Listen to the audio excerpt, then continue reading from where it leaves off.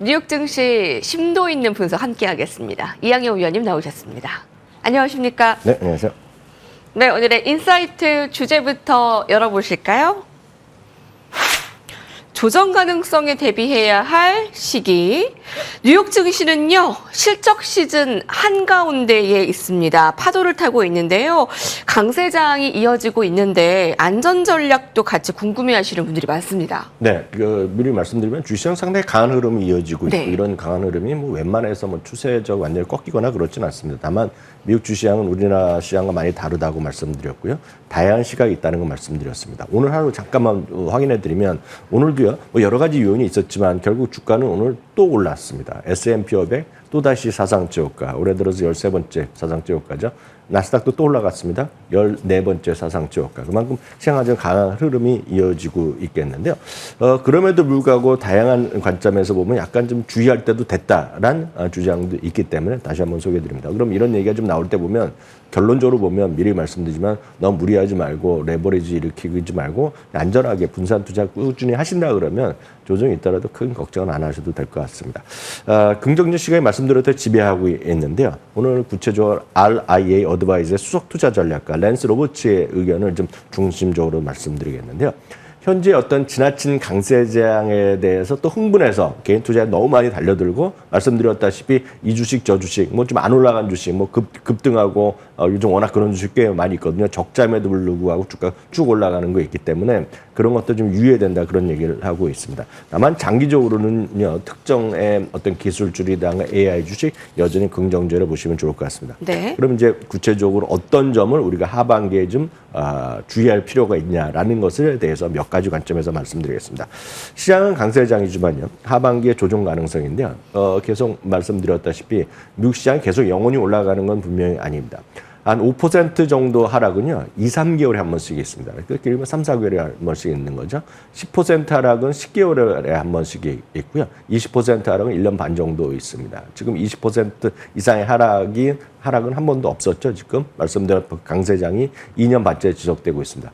10% 이상은 금년에 2, 3, 4월에 있었잖아요. 네. 그렇기 때문에 경험적으로 보면 올해 연말 전에 분명히 10% 하락을 했을 것이고요. 5% 정도 하락은 지금 당장 시작하더라도 전혀 이상한 그림이 아니다. 3개월 정도 평균 3개월에 한 번씩 있는데 지금 그런 적도 지금 2월 이후 3월 하락 반등이 한 이후에는 없었다는 것도 꼭 염두에 두셔야 되겠고요. 또 하나는 기관 투자가도 상대적으로 개인들과 달리 기관 투자가들은 지금 약간 보수적인 시각을 갖고 있다는 얘기가 되겠고요. 세 번째는 개인 투자가들의 리스키한 투자가 많이 늘어나고 있습니다. 개인 투자의 전체 거래량에 대한 비중도 상당히 늘어나고 있습니다. 물론 팬데믹 수준은 아니지만 금방에 이를 정도로 상당히 개인 투자의 비중이 많이 늘어나가 있고 저희 방송에는 다루지 않지만 또 알게 모르게 요즘 밈스탁들이 많이 올라가고 있거든요. 그런 것들이 좀 유의하셔야 될 부분이 있겠고요. 특히 예상치 못한 사건은 언제라도 있다는 거죠. 오늘 같은 경우에도 아무 큰 영향은 없었지만 또 트럼프 대통령이 갑자기 연준 빌딩에 가지 않았습니까? 네. 그래서 바로 제롬 파월 의장한테 뭐 당장 그만두라는 얘기는 안 하지만 지금 금리 정책도 엉망이고 연준에서 그 건물을 새로 이제 리노베이션 하는데 돈을 왜 이렇게 많이 쓰냐 이런 얘기 하는 거거든요. 네, 금리 인하 압박이죠. 네. 근데 사진 보셨어요? 네, 파월 의장이 완전 네, 어깨가 이렇게 축 처져서. 우리나라 대통령이라고 생각하면 한국은행 가는 건데요. 저는 우리나라 대통령 한국은행 간 적 본 적이 없거든요. 왜냐하면 중립적인 기관인데요. 미국도 웬만한 게 가지 않는 건데 20년 만에 갔습니다. 대통령이. 그러니까 갈 자리도 아닌데 가서 막 그런 소리 하는 거거든요. 그러니까 예상치도 못한 일이 벌어진다는 거가 되겠고요. 또 관세 부과에 대한 마감이 8월 1일인데 그때 뭐 잘 되겠지만 또 안 될지도 모르고요. 여전히 변수가 있겠고요. 일본도 얘기했지만 일본이 뭐 15% 깎였지만 매분기 계산을 해서 약속대로 안 하면 또 25%, 50% 하겠다는 얘기거든요. 어떤 일이 벌어질지 모른다는 얘기가 되겠고요. 지금 이분의 입장에서 보면 3분기나 4분기에 하반기에 이익 증가율이 상당히 회복될 거라고 보고 있거든요. 근데 3분기와 4분기 이익 전망이 너무 지금 장밋빛으로 돼 있다는 비판적 시각도 있습니다.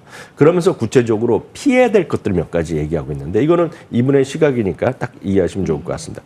관세 영향을 많이 받는 것들 좀 주의해야 된다는 얘기를 하면서 대표적으로 애플을 얘기하고 있습니다.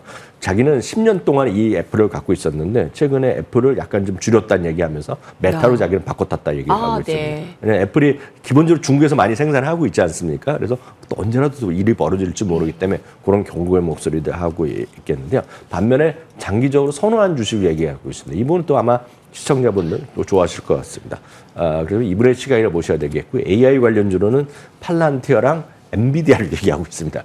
마치 뭐 또 엔비디아 오늘 사상 저가에 갔는데요. 여하튼 그럼에도 불구하고 전체적으로 주의를 해야 되는데 왜냐하면 닷컴 버블 때처럼 지금 AI에 너무 그 광분하고 있기 때문에 이것도 약간 언제라도 꺾일 수 있다는 얘기하고 있고요. 또 하나는 많이들 얘기하고 있지만 AI나 뭐 트럼프 대통령을 계속 얘기하지만 전력 수요가 많이 늘어나는 건 뭐 저희 방송에서도 다양한 코너에서 말씀드렸는데요. 전력 관련주에서는 오클로라든가 카메코 이런 것들 얘기하고 있습니다. 마지막으로 포트폴리오 운영 차원에서 여러분들이 좀 전체적으로 약간 투자 철학, 투자 전략이 될 때 유의하실 거를 얘기하고 있습니다. 주식이 약간 조정간다고 해서 모든 것을 다 팔면 안 된다. 그래서 일정 조금 비중만 조정하라. 그런 얘기를 하고 있겠고요. 수익 수련도요. 예를 들어서 평소 포지션이 현금이 많이 부족하다 그러면 현금을 좀 늘리거나 그런 정도만 만지면 된다는 얘기하고 있겠고요.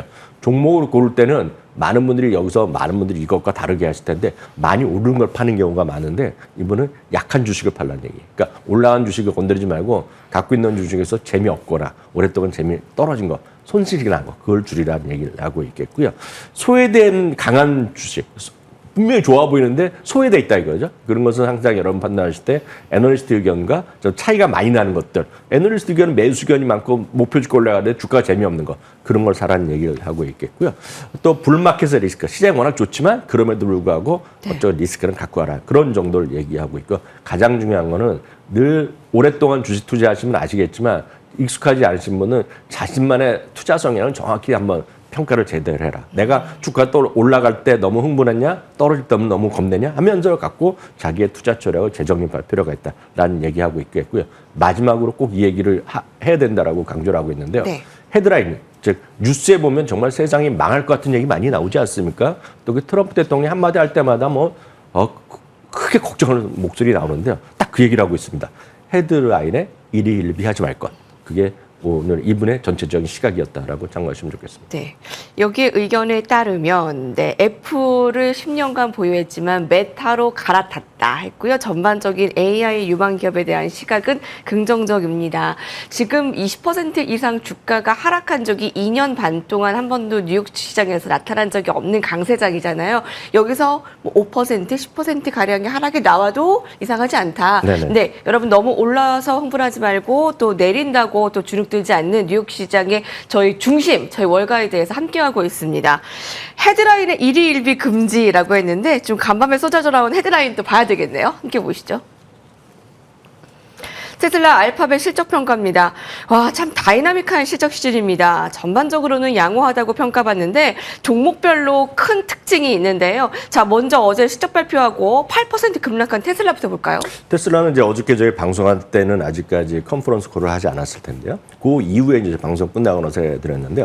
뭐 여러 가지 얘기 다 들으셨겠지만 저희가 실적 숫자들은 말씀드렸고 핵심은 뭐냐면 일론 머스크가 좀 솔직한 얘기도 한 거죠. 앞으로 몇 분기 동안은 지금 회사가 여전히 좀 어려울 수 있다. 회사가 여러 가지 좀 변동성이 있을 수 있다 얘기했다. 그런 거죠. 그러다 보니 이제 주가가 좀 크게 떨어지는 모습이었습니다. 그렇지만 결론적으로 보면 그나마 다행인 것인데요. 월가에서 목표 주가를 내린 쪽은 거의 지금 찾아보기가 쉽지 않습니다. 그것은 무슨 얘기냐면 이미 테슬라는 이런 회사인 걸 다 알고 있는 겁니다. 그래서 좋아하는 사람은 좋아하는 것이고 싫어하는 사람은 싫어하는 것이고 그냥 냅둬라는 중립의견도 그대로 있다라고 보셔야 되겠습니다. 구체적으로 보면은요. 웨드부시의 댄 아이브스 월가에서 최고 목표 주가인 $500를 제시하고 있는데 이분은 어떻게 보면 비판적을 얘기했습니다. 시장 주가 실적 이런 거 크게 관심도 없습니다. 이분은 딱 뭐냐면 정치 활동 지금 안 해야 된다 얘기. 딱 그 얘기만 어저께 테슬라에 대해서 했고 장기적으로 로보택시 이런 걸 좋지만 그 모든 거에 앞서서 정치 행동을 그만해야 된다. 정치 활동 그만해야 된다. 근데 얼마 전에도 이제 아메리카당 이런 거 만든다 그런 거 아닙니까? 그런 거에 대한 비판적 시각이 있다라고 보셔야 되겠고요. 웰스파고도 약간의 우려는 있지만 여전히 매도 의견, 여전히 똑같다 한번 매도 의견 했겠고요. 어저께도 얘기했지만 가이던스를 제시하지 않았기 때문에 그런 거에 대해 약간 역풍이 됐을 것이라는 얘기하고 있습니다. 모거슬랜이 아담 조나스도 상당히 긍정적으로 보는 사람 중에 한 명이라고 보셔야 되겠는데요. 목표 주가는 건드리지 않았지만 자신들의 어떤 주당 이익에 대한 전망치 그리고 전체적인 컨센서스 하향은 좀 경고했다는 정도. 다만 말씀드렸다시피 워낙 의견이 갈려 있는 회사이기 때문에 목표 주가가 크게 뭐 떨어지거나 이런 것들은 아예 없었다라고 보셔야 되겠습니다. 다음은 알파벳을 말씀드리겠는데 알파벳은 완전히 다른 스토리라고 보셔야 되겠습니다. 모건 스탠리가 비중 확대를 유지하면서요. 목표 주가를 210달러로 5달러 올려놨고요. 골드만삭스는 또 9달러 정도 올려놨습니다. 도이치방크도 15달러 올려놨고요. JP모건은 무려 32달러를 올려놨는데요. 이 회사들이 얘기하는 공통적인 건 똑같습니다. 구글이 확실하게 AI 시장에서의 확실하게 지금 자리를 차지하기 시작했다라는 얘기. 그리고 어저께도 얘기했지만은 지금 클라우드 시장이 아주 고성장을 계속하고 있고 클라우드에 관해서 얘기한 거가 엄청 투자를 많이 하고 있지만 아직도 수요를 못 쫓아가고 있다는 거예요. 공급이 부족하기 때문에 이제 적극적으로 클라우드 투자를 많이 한다는 얘기를 했거든요. 그러면서 최소 앞서 이 네 곳도 말씀드렸지만 최소 20곳이 목표 주가를 다 올려놨습니다, 지금요.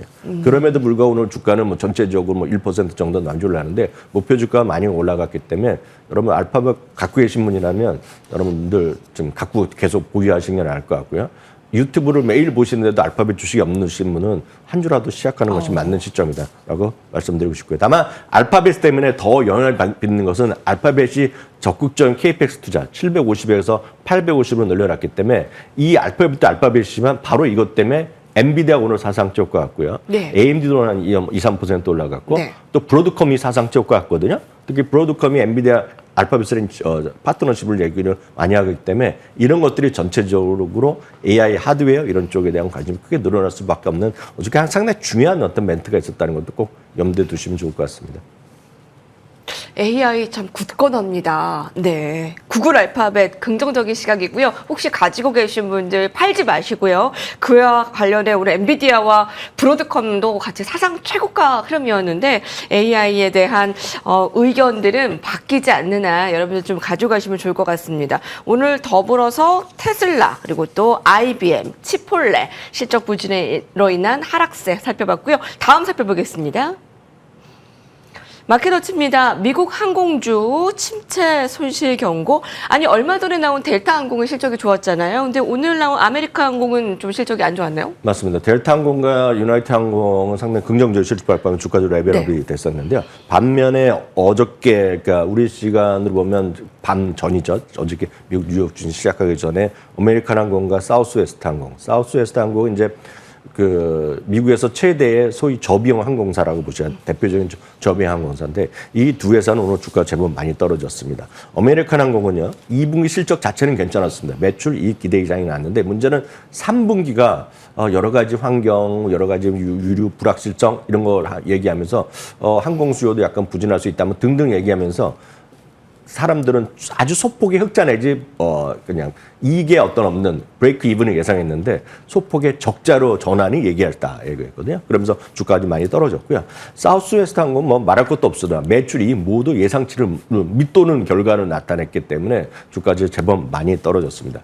늘 말씀드리지만 항공주 여러분들이 여행을 많이 간다, 여행이 뭐 적다 이랬다면서 항공주를 매매하시는 분이 많이 있고 일정 수준 주가는 크게 올라가거나 떨어지는데 제 경험상 여러 번 말씀드렸다시피 저는 머니투의 방송 일한 이후에 네. 항공주 좋게 얘기한 적이 없습니다. 기본적으로. 왜냐하면 딱 항공업종은 여러분이 이해하시면 좋을 것 같습니다. 제 이제 개인적인 시각이지만 여러분들은 아마 동의하실 분 많으실 것 같습니다.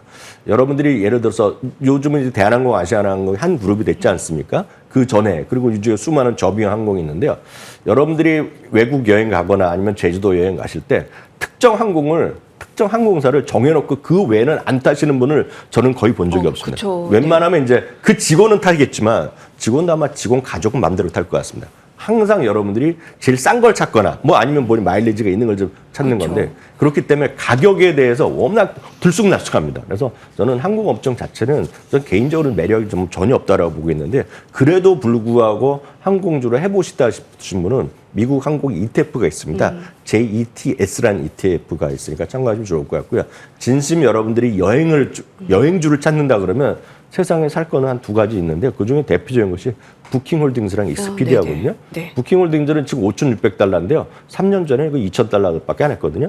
그럼 계속 올라가는 주식입니다. 부킹홀딩스. 그러니까 여행 사이트를 다양한 사이트를 갖고 있는 건데요. 그래서 오픈 테이블 아마 아시는 분 많으실 것 같습니다. 외국에 가서 맛집 예약합니다. 오픈 테이블을 하는 거거든요. 딱 그런 거 생각하신다 그러면 여행을 여러분 진짜 관심 있으시면 부킹홀딩스나 익스피디아에 관심이지 항공주에 대한 관심은 전 뭐 한국 항공주도 마찬가지지만 관심을 멀리하는 게 상책이다라는 저는 생각을 갖고 있습니다. 여행과 관련해서는 항공주보다는 뭐 부킹홀딩스나 익스피디아 쪽으로 항공주에 대한 매력도를 그렇게 높게 평가하지는 않네요. 자, 마지막 헤드라인 살펴봅니다. CNBC입니다. 실적 시즌 강력 매수 추천주입니다. 실적 발표에서 가장 높은 확신을 가진 종목이 선정됐는데요. 모건 스탠리에서 꼽았네요. 네, 2분기 실적 시즌 시작한 지는 이제 2주가 지나가고 이번에 3주차를 되면서 각 증권사들이 2분기에 실적 한 초반 상황을 보면서 새롭게 추천주 리스트를 업데이트를 하고 있는데요. 모건 스탠리도 초반에 2분기 실적이 괜찮다를 얘기하면서 종목을 5개 종목 정도를 좀 보고 있습니다. 다만 이거는 모건 스탠리 시각이라고 보셔야 되겠는데요. 이 중에서 보면 추이란 것도 있겠고 여기도 역시 엔비디아가 들어가고 이튼이라는 곳이 들어갑니다. 이들이 이제 사우스웨스트 항공을 보고 있는데 저는 뭐 개인적으로 뭐 선호도가 없다라고 보셔야 되겠고요. 엔비디아는 비중 확대 매수하면서 목표 주가 $170 이상 얘기하고 있습니다. 중국에 대한 뭐 칩 등등 포함해서 시장을 선도할 수 있는 여전히 그리고 8월 7일인가 아마 실적 발표할 텐데 여전히 긍정적인 2분기 실적이 기대된다는 얘기를 하고 있겠고요. 이튼이라는 건 아시는 분 계실 것 같은데요. 전 세계 전력 관리 대표적인 기업이라고 보시면 되겠습니다. 이튼도 여전히 상당히 많은 상승 여력이 있다는 것이 바로 모건 스탠리의 주장이다라고 이해하시면 좋겠습니다. 이항영의 월가이드 사랑해 주시는 분들 많은데요. 위원님, 그 다음 주부터 휴가 이후에 한국 오실 때까지 좀 화상으로 만납니다. 네. 네, 계속 사랑해 주세요. 감사합니다.